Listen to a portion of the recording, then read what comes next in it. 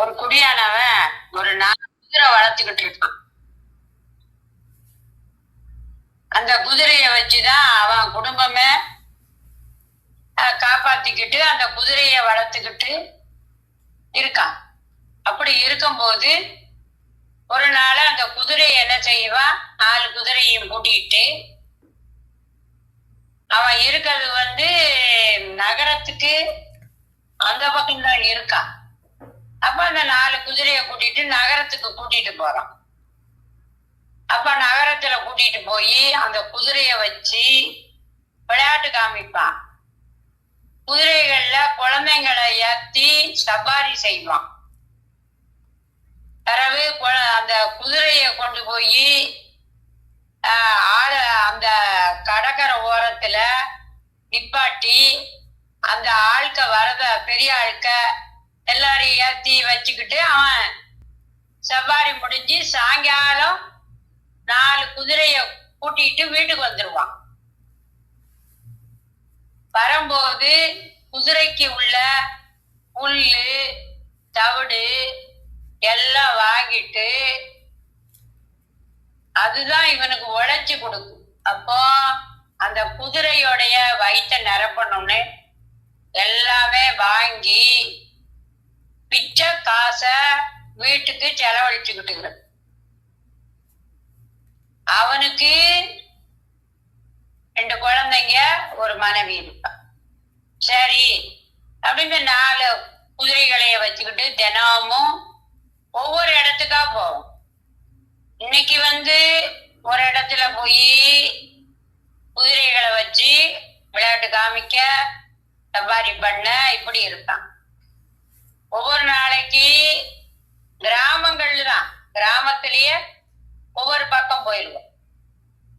அப்படி அந்த 4 குதிரைகளை வச்சு அவன் விளையாட்டு காமிச்சு சம்பாத்தியம் பண்ணி அவன் குடும்பத்தை பார்க்கற நேரத்துல அங்க ஒரு பெரிய முதலாளி, பரவாயில்லைய இவன் குதிரைய வச்சு நல்லா சம்பாத்தியம் பண்ணி குடும்பத்தை பார்த்துக்கிட்டு இருக்கான, பரவாயில்ல அப்படின்னு அந்த முதலாளி என்ன செய்தான், அந்த குதிரைய பார்த்துட்டு இது எங்க இருக்கு யாது இருக்கு, இந்த குடியானவன மாதிரி இன்னொரு நண்பன் அங்க நின்னுகிட்டு அவங்கிட்ட கேட்க அந்த முதலாளி, இப்ப இந்த குதிரையெல்லாம் இவன் வச்சு விளையாட்டு சவாரி பண்ணிக்கிட்டு இருக்கானே, இவனுடைய குடி எங்க இருக்கு அப்படிங்க. ஐயா இங்க இருந்து கொஞ்சம் தூரம், இவன் நடந்தே தான் போய் குதிரைகளை கூட்டிட்டு போய் நடந்தே தான் வருவான் ஐயா அப்படின்னு அந்த நண்பன் இந்த முதலாளிகிட்ட சொல்லியிருக்கான். சரிப்பா, நீ விவரத்தை சொன்னதுக்கு ரொம்ப நன்றி, நான் நாளைக்கு சந்திக்க அப்படின்னு சொல்லிட்டு அந்த முதலாளி அவன் வீட்டுக்கு போயிரு. காலையில இவன் என்ன செய்தான், அந்த முதலாளி அவனுக்கு காலை எப்பண்டா விடியுது, இந்த குடியானவனுக்கு பார்க்கணும் அப்படின்னு நினைச்ச அந்த முதலாளி வா. அப்போ இந்த குடியானவங்கிட்ட, ஐயா என்ன ஐயா முதலாளி வந்திருக்காரு வீட்டுல, ஊர்ல இவர் பெரிய ஆள, இவரு எதுக்கு நம்மளை தேடி வீட்டுக்கு வந்திருக்காரு, என்ன விஷயம்னு தெரியலையே அப்படின்னு. அவங்க வீடுகள்ல ரொம்ப வசதி எல்லாம் கிடையாது, அவனே குதிரையை வச்சுதான் பிழைக்கான், அவன் வீட்டுல என்ன இருக்கும். அப்ப அவன் என்ன செய்தான், அந்த ஓலையால ஒரு ஸ்டூல கணக்கா செஞ்சு, அது எப்படி செஞ்சிருக்கான்னா ஓலைய வச்சு முடைஞ்சுதான் சொல்லுவாங்க. அந்த தென்னை அந்த ஓலையில உள்ள அந்த கால்கள் அந்த இதெல்லாம் இருக்கும், தென்னை மரத்துல மட்டை இந்த மட்டைகளை வெட்டி அத 4 சைடுமா வச்சு காம்பு கால் கணக்கா வச்சு அந்த அந்த ஓலைய முறை கணக்கா செஞ்சு அத அவன் ஸ்கூல் கணக்கா அவசர ஆத்திரத்துக்கு அவன் அதுல உட்கார்ந்துக்கிடுவான். அப்ப அந்த முதலாளி இருந்தோடனே வீட்டுல ஒண்ணுமே இல்லையா, அந்த ஓலை மட்டை கட்டின ஸ்டூலை எடுத்து வெளியே போடுது. இல்ல இல்லப்பா நான் நிக்க சும்மா, அதனால பரவாயில்ல. நீ வந்து இந்த குதிரைய நீ எங்க வாங்கின அப்படின்னு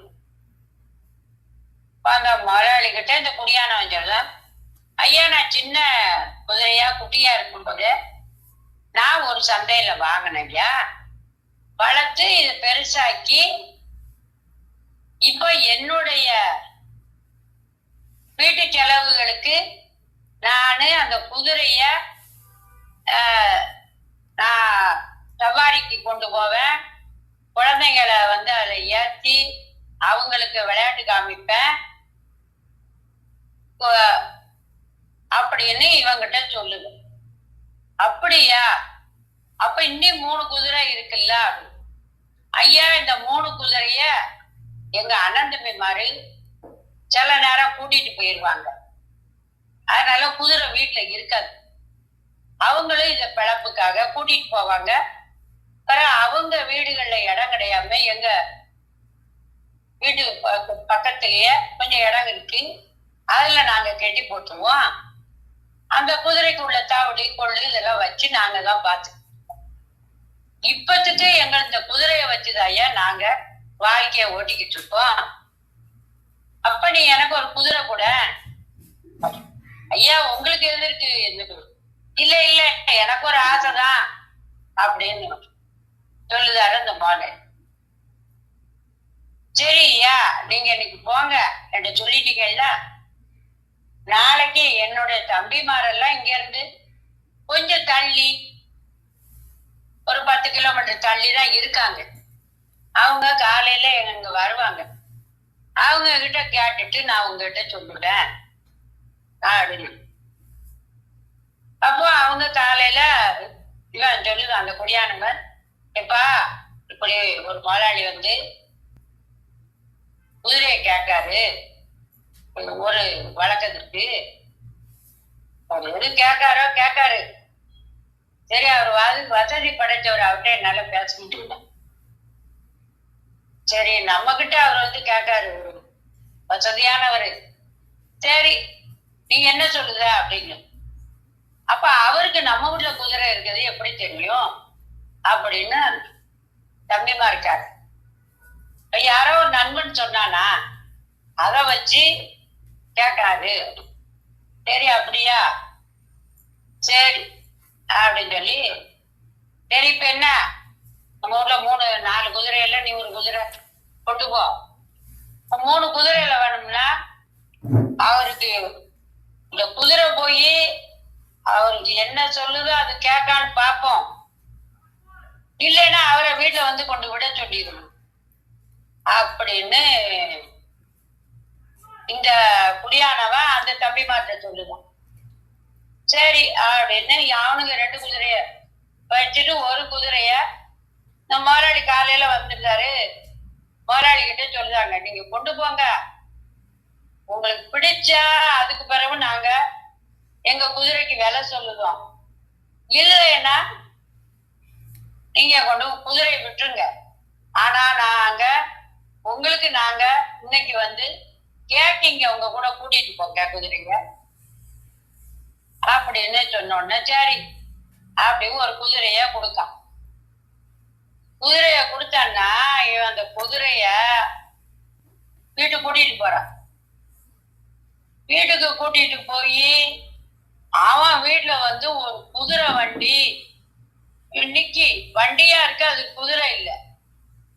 அந்த குதிரை வண்டியில இந்த குதிரைய பூட்டி அதுல சவாரி பண்ணுவோம், நம்மளுக்கு அதுல நிறைய பணம் கிடைக்குமே, ஏன்னா அதுல ஆள் கையாடி உட்கார்ந்துக்கிடுவாங்க, ஒரு பொருள்களை ஏத்திக்கிடலாம். நம்ம வீட்டுல எத்தனையோ வேலைக்காரங்க இருக்காங்க, அவங்கள இந்த குதிரை வண்டியை ஓட்டிட்டு போக சொல்லுவோம் அப்படின்னு சொல்லி இந்த முதலாளி நினைச்சிருக்கோம். அப்போ அந்த குதிரைய பூட்டிட்டு கொண்டு பாதி வழியில போன உடனே குதிரைக்கு வந்து இந்த வண்டி ஓட்டத பழக்கம் கிடையாதா, அது படுத்துருது. அப்போ அந்த வேலைக்காரன் முதலாளிக்கு தகவலை சொல்லி, ஐயா இங்க வாங்க, நீங்க வண்டியில சரக்கை ஏத்தி குதிரை வண்டியில பூட்டி கொண்டு போனீங்க. ஆனா அந்த குதிரைக்கு பழக்கம் இல்லை போல, அது படுத்துக்கிட்டு நவள மட்டுக்கு அப்படின்னு. அப்படியா? அப்ப நீ குதிரைய 2 அரை விடு, அப்ப சொன்னபடி கேட்கும் அப்படியே அந்த முதலாளி. அப்போ இந்த வண்டிக்காரன் இவன் வீட்டுல இருந்து வேலை செய்யறதுன்னு சொன்னான். அப்படி அடிக்க கூடாதுயா, அதுக்கு நம்மள மாதிரி பேச தெரியாது, இருந்தாலுமே அதுக்கு அறிவு ஜாஸ்தி. அந்த குதிரைய நீங்க இன்னொரு வீட்டுல இருந்து கூட்டிட்டு வந்திருக்கீங்க, அதை நீங்க வாங்கவும் இல்லை, அவனுக்கு ரூபாவை பணம் கொடுத்து அடைக்கல. அப்படி இருக்கும்போது நம்ம அதை தொடக்கூடாது. அவன் உங்களுக்கு வளர்ப்புக்காக பெருந்தன்மையா கொடுத்துருக்கான். நீங்க பிடிச்சா வச்சுக்கோங்க, பிடிக்கலன்னா அவங்க வீட்டுல இருந்து கொடுக்கணும். அதை விட்டுட்டு நீங்க சொன்னேன்னு அடிச்சோம்னா அது தப்பு இல்லை ஐயா அப்படின்னு அந்த வண்டிக்காரன் இந்த முதலாளிக்கு புத்தி சொன்னான். அப்படியா? ஆமா, நீ சொல்றது ஒரு வகைக்கு நல்லதுதான், வேண்டாம் வேண்டாம் அப்படின்னு. சரி, அந்த வண்டியை நீ ரோட்ல நிப்பாட்டிட்டு எப்போ மாதிரி கையை பிடிச்ச அந்த வண்டியை கொண்டு கையை பிடிச்சே தள்ளிட்டு வருவாங்க, கட்ட வண்டி தள்ள, அதை நீ அப்படி கொண்டா. ஆனா குதிரைய கடிவாளத்துல தயிரை போட்டு கட்டி அதை நீ கொண்டு வந்துடு அப்படின்னு. சரி, அப்ப நம்ம நாளைக்கு என்ன செய்வோம், இத நம்ம கடற்கரைக்கு கூட்டிட்டு போவோம், கடற்கரையில போய் சம்பாரி பண்ணுவோம், அது என்ன செய்யுது அப்படின்னு. ஆனா இந்த முதலாளி குழந்தைங்களையும் வச்சு செய்வான், பெரிய ஆட்களும். இவனுடைய பணம் வேணும், இவனுக்கு அதை வச்சுதான் அவன் குடும்பத்தை ஓட்டிக்கிட்டு இருக்கான்.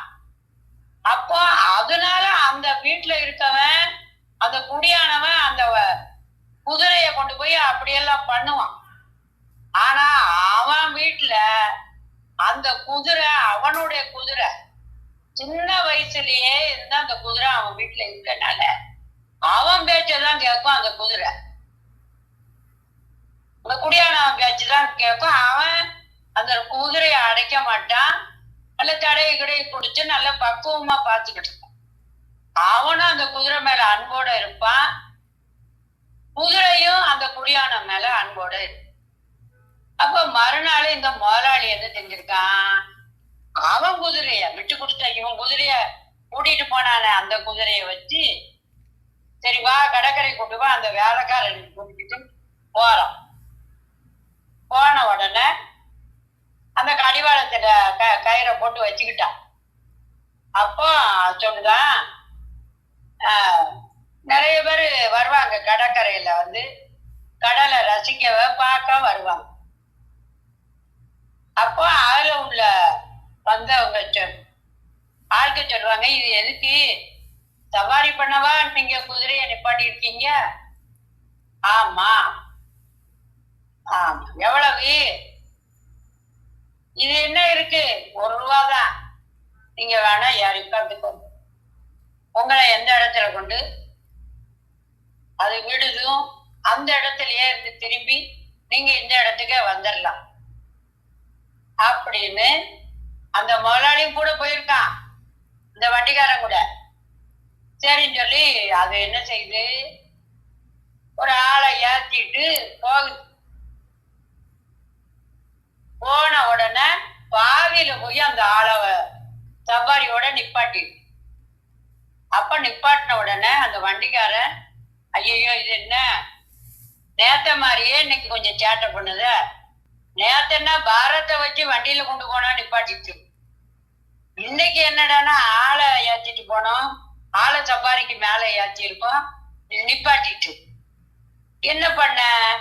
சரி அப்படின்னு சொல்லி கைய பிடிச்சு அந்த சவாரியில வாடிக்கையாளர் ஏறி இருக்கான், அப்படியே நீங்க அதுலயே உட்காருங்க, உங்களை அதே இடத்துல நான் மெல்ல மெல்ல கூட்டிட்டு போய்க்கணும். சரின்னு சொல்லி அங்க போய் விட்டுட்டான்.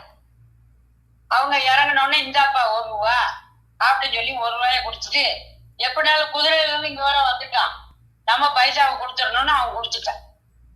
அப்ப அந்த முதலாளிகிட்ட அந்த வாடிக்கையாளர் அவன் வீட்டுல வேலை செய்யறது, ஐயா இந்த குதிரை நீங்க உங்க பேச்சு அது கேட்க மாட்டேங்குது. என்ன பண்ண? சரிப்பா, நம்ம பேச்ச கேட்க மாட்டுக்கு, நம்ம வைக்கிறத சாப்பாடு சாப்பிட மாட்டுக்கு, இது என்னன்னு தெரியல அப்படின்னு. சரிப்பா அப்படின்னு சொல்லி அந்த குதிரையை கூட்டிட்டு இவன் மறுநாள் முதலாளியா அவன் வீட்டுக்கு போறான். அந்த குடியான வீட்டுக்கு அவன் எப்பவும் மாதிரியா அந்த 3 குதிரையில அவங்க அண்ணன் தம்பி 2 குதிரை கொண்டு போய்தான், அவன் ஒரு குதிரை கொண்டு போய்தான். எப்பவும் மாதிரியா சவாரி செய்யவும் விளையாட்டு காமிக்கவும் அங்க நகரத்துக்கு போய் எல்லா வேலையும் முடிச்சு அவன் தொழுவுல வந்து அவன் தொழுவுன்னா செட்டு கணக்கா இறக்கி இருக்கும். அதுல இந்த குதிரைக்கு சாப்பாடு எல்லாம் வச்சு அதை இழப்பாரிக்கிட்டு அப்ப அந்த முதலாளி சொல்றான், வாப்பா, நீ எத்தனைதான் எனக்கு நீ பழகத்துக்கு பிடிச்ச குதிரை, ஆனா அது என் பேச்ச கேட்க மாட்டேங்கு. சின்ன குட்டியில இருந்து உன் வீட்டுல வளருது, அதனால என்னமோ அதுக்கு என்ன பிடிக்கலையோ எனக்கு நல்லா தெரியல. அதனால நான் அந்த குதிரை எனக்கு வேண்டாம். நான் எனக்கு பணமும் கொடுக்கல, நீ எனக்கு 2 நாளா எனக்கு சம்பாதிக்க கொடுத்த, நன்றிப்பா. அதுல நான் 1 ரூபா சம்பாத்தியம் பண்ணினேன், இத நீ வச்சுக்கோ. இல்ல முதலாளி, அது வேண்டாம், நீங்க சாப்பாடெல்லாம் கொடுத்துருப்பீங்க, அதை உங்க செலவுக்கு வச்சுக்கோங்க அப்படின்னு குடியானவன். இல்லப்பா, அது உன் பெருந்தன்மை, நீ பண வசதி இல்லாட்டாலும் உனக்கு பெரிய பணம் இருக்கு. ஆனா எனக்கு பண வசதி ஏகப்பட்டது இருந்தாலும் கூட எனக்கு இன்னையும் பாரு பணத்தை சம்பாதிக்கணும்னு நான் நினைப்புல இருந்து உன்கிட்ட நான் குதிரையை வாங்கிட்டு போனேன். ஆனா அந்த குதிரை என் பேச்ச கேட்க மாட்டுக்கு, ஆனா வளர்த்தவன் பேச்சதான் கேட்டு நன்றி உள்ள குதிரை. அதனால நான் உன்கிட்டயே அந்த குதிரையை விட்டுட்டு போறேன், நீயே அதை வச்சு சம்பாத்தியம் பண்ணி நீ நல்லா இருப்பா அப்படின்னு வாழ்த்திட்டு அந்த முதலாளி வீட்டுக்கு போயிட்டாரு. ரொம்ப சந்தோஷம் ஐயா அப்படின்னு மறுபடியும் இந்த குதிரைகளை வச்சு அவன் சம்பாரி பண்ண, அவன் மேல குதிரை அதுக்கு மேல ஜாமான்களை ஏத்த வைக்க அதெல்லாம் வச்சுக்கிட்டு இவன் மறுபடியும் அவன் தொழிலை பார்த்துக்கிட்டு இருந்தான். இவன் குடும்பமும் நல்லாயிட்டு முதலாளிகிட்டையும் அவன் கெட்ட பேரை வாங்கல.